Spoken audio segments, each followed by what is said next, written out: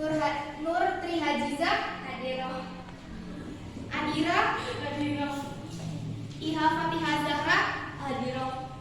Nabila Rofiko. Ya, semuanya hadir ya.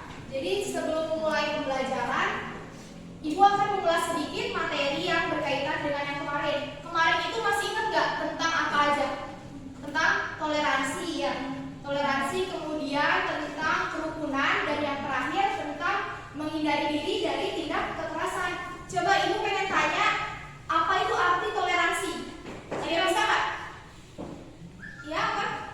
Sikap manusia untuk saling menghormati dan menghargai perbedaan, baik antara individu maupun kelompok. Ya, betul sekali. Nah, kemudian kalau contoh dari kerukunan, baik di lingkungan pendidikan maupun di lingkungan luar, itu apa? Masih ingat nggak? Oh ya, enggak. Menghargai pendapat teman saat berdiskusi, kerja bakti. Iya, benar. Nah, yang terakhir, gimana caranya agar kita menghindari diri dari tindak kekerasan? Ya, Selalu menghindari sikap egois, takut dan sombong, menjaga perasaan orang lain, jangan sampai membuat orang lain tersinggung.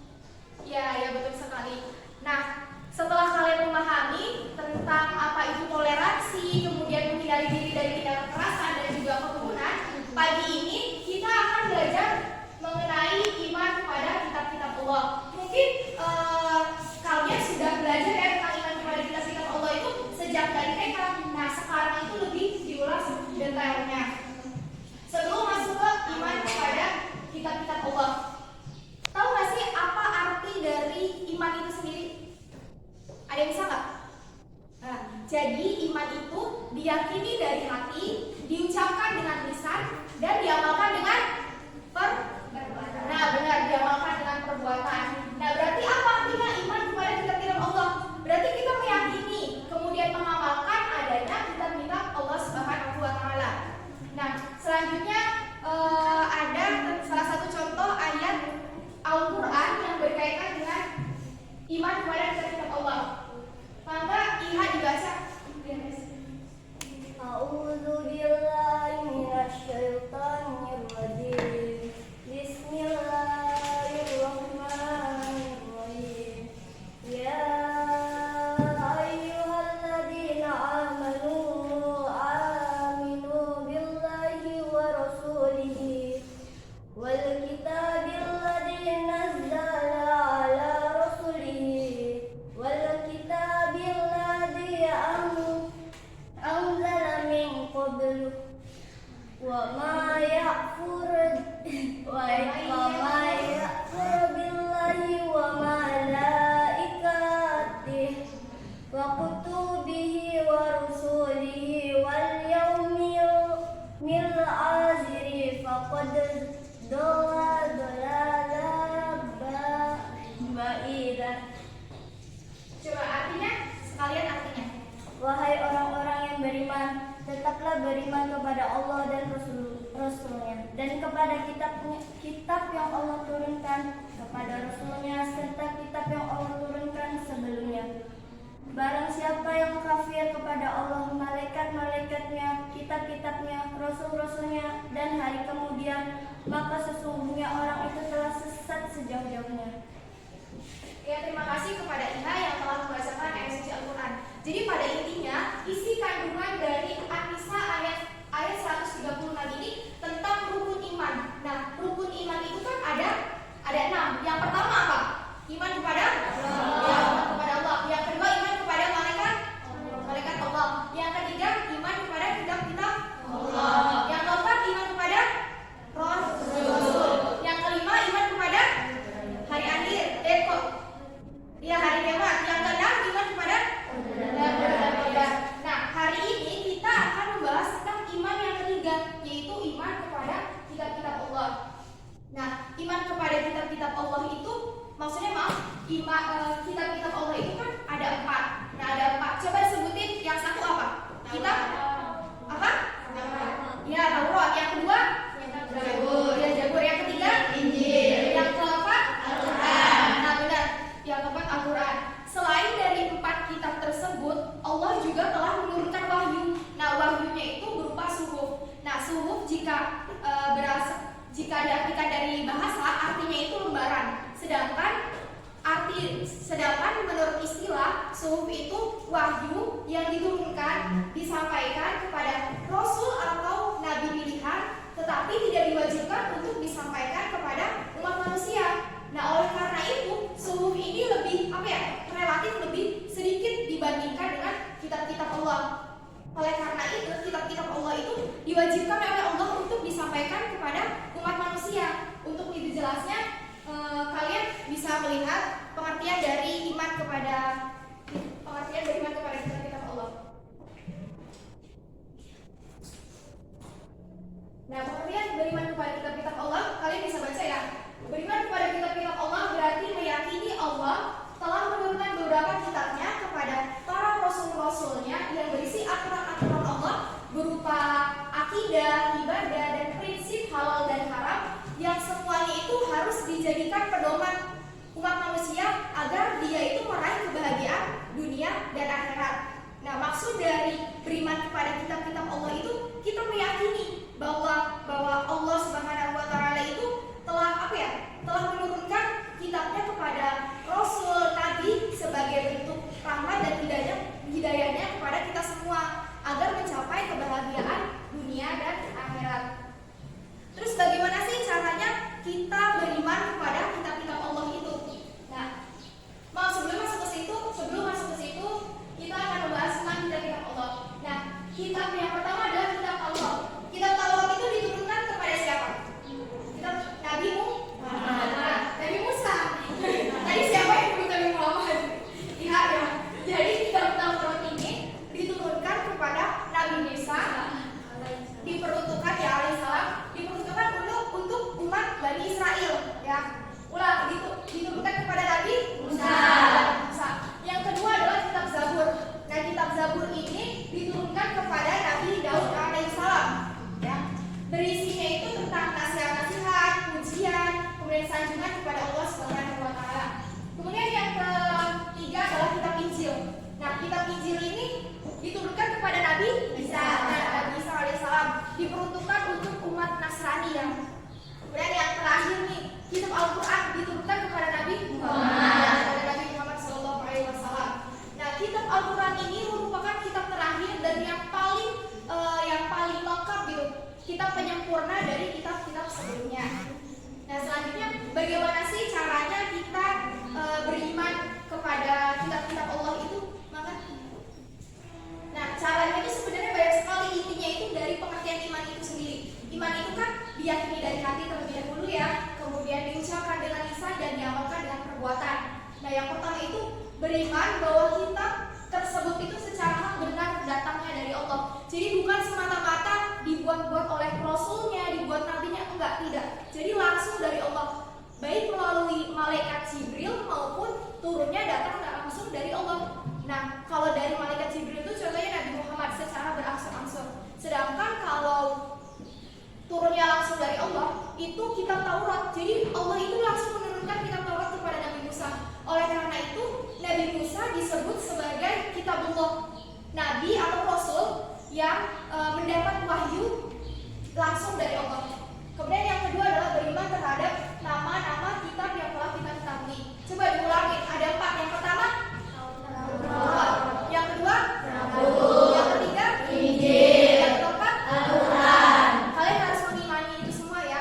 Kemudian yang ketiga adalah membenarkan segala yang dikabarkannya seperti kabar yang disebutkan dalam Al-Quran. Jadi semua kabar, aturan-aturan, peristiwa yang ada dalam Al-Quran kita harus mempercayainya, ya.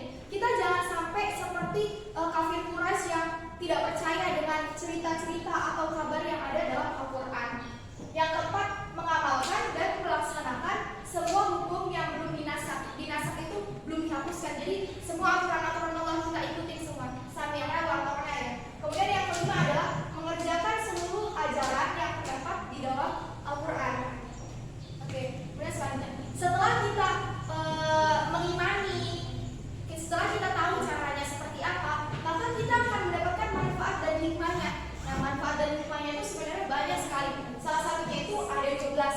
Yang pertama adalah bersikap toleran. Bersikap toleransi ini antar umat beragama agar terciptanya suasana yang harmonis, sejahtera gitu. Nah, karena pada dasarnya kita itu beragama tidak ada unsur paksaan ya. Kemudian yang kedua adalah memberi keyakinan bahwa Al-Quran adalah kitab terakhir dan sebagai kitab pelengkap sebelumnya. Kalian yakin nggak kalau Al-Quran itu kitab yang paling lengkap? Yakin. Kemudian yang ketiga, menyadari bahwa Allah sangat sayang kepada kita. Karena kenapa kita harus sadar Allah sangat sayang kepada kita? Coba kalian bayangin, ketika kalian punya masalah, semua masalah kalian itu jawabannya sebenarnya sudah ada di dalam Al-Quran gitu. Jadi kalian tidak perlu khawatir galau atau apa, karena semuanya jawaban ada di Al-Quran. Kemudian yang ketiga adalah menyadari bahwa Allah sangat sayang.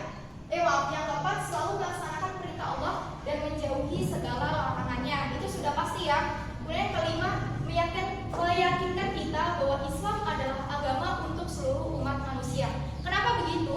Karena pada dasarnya seluruh umat manusia di dunia ini dilahirkan sebagai apa ya? Umat Muslim, sebagai agama Islam. Nah, kenapa sekarang itu ada umat Kristiani, Katolik itu kenapa? Karena mereka itu mengikuti dari orang tuanya. Jadi kita harus bersyukur kita dilahirkan dari orang tua yang Muslim gitu. Kemudian yang keenam adalah mengetahui kebesaran dan keagungan Allah. Itu banyak sekali ya di dalam Al-Quran. Yang ketujuh, Allah memperhatikan kepentingan hambanya. Seperti poin 3 yang menyadari bahwa Allah sangat sayang kepada kita. Yang kelima, memperkuat keimanan. Yang ke-8 tadi. Yang ke-9, Al-Quran sebagai petunjuk. Nah, sebagai petunjuk di sini agar kita menjalankan kehidupan itu tidak tersesat. Jadi bisa mencapai kebahagiaan di dunia maupun di akhirat. Yang ke-10, menambah ilmu pengetahuan. Di dalam Al-Quran itu memang pada dasarnya banyak sekali pokok-pokok ilmu pengetahuan. Yang ke-9, menumbuhkan sikap optimis untuk meraih kebahagiaan dan kesuksesan dunia akhirat. Dan yang terakhir, yang ke-12, mendapatkan syafaat atau pertolongan di akhirat kelak. Jadi kalian itu jangan malas ya, coba untuk selalu membaca Al-Quran, karena nantinya di akhirat kelak Al-Quran itu akan mencari sahabatnya. Nah, siapa sih sahabatnya itu? Sahabatnya itu yang selalu membaca Al-Quran, yang selalu mengamalkan Al-Quran, seperti itu. Yang selanjutnya itu ada perilaku yang mencerminkan beriman kepada kitab-kitab Allah. Nah, ketika kita sudah meyakini bahwa nanti tuh di diri kita sudah tercermin bahwa kita tuh meyakini ada kitab-kitab Allah, karena kita telah menjalankan semua yang diajarkan di dalam Al-Quran dan menjauhi semua larangannya. Nah, kemudian yang ketiga, selalu membaca Al-Quran setelah melaksanakan sholat wajib atau saat waktu luang. Di sini ibu mau nanya, kalian setiap harinya baca Al-Quran nggak?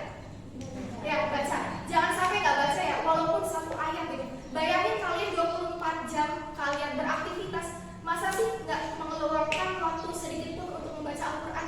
Kayaknya malu banget gitu sama Allah ya. Jadi kalian harus baca Al-Quran ya, walaupun satu ayat ya.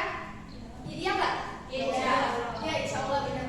Kemudian yang keempat, berusaha menghafal dan mempelajari Al-Quran. Ketika kita sudah terbiasa untuk membaca Al-Quran, maka cobalah sedikit-sedikit untuk menghafal Al-Quran, walaupun misalkan surat-surat pendek juz 30 terlebih dahulu. Kemudian yang terakhir adalah mengagungkan Al-Quran. Gimana sih caranya mengagungkan Al-Quran? Caranya itu, contoh sederhananya, kita tidak memegang Al-Quran kecuali dalam keadaan suci ya.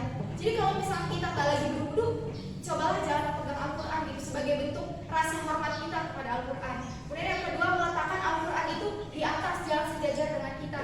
Setelah penjelasan ini, sebelum masuk ke tugas kelompok ya, ada yang ingin ditanyakan tidak? Di dalam Al-Quran. Oh iya, mau nanya. Siapa namanya? Cica. Oh, Jija, maka. Di dalam Al-Quran memuat semua hukum Allah menjadi pedoman dalam kehidupan manusia untuk lebih meyakinkan saya. Contoh dari kebenaran kandungan kitab Al-Quran suci apa ya, Bu? Oh iya, terima kasih ya, pertanyaannya bagus sekali. Sebenarnya di dalam Al-Quran itu otomatis fakta-fakta di dunia ini itu sudah ada semua, sudah terbukti di dalam Al-Quran. Sebagai salah satu contohnya aja nih, kalian pernah mendengarkan bahwasannya mumi Fir'aun itu masih ada di Mesir? Pernah dengar nggak? Nah, pernah dengar. Dan memang di dalam Al-Qurannya itu sudah diterangkan.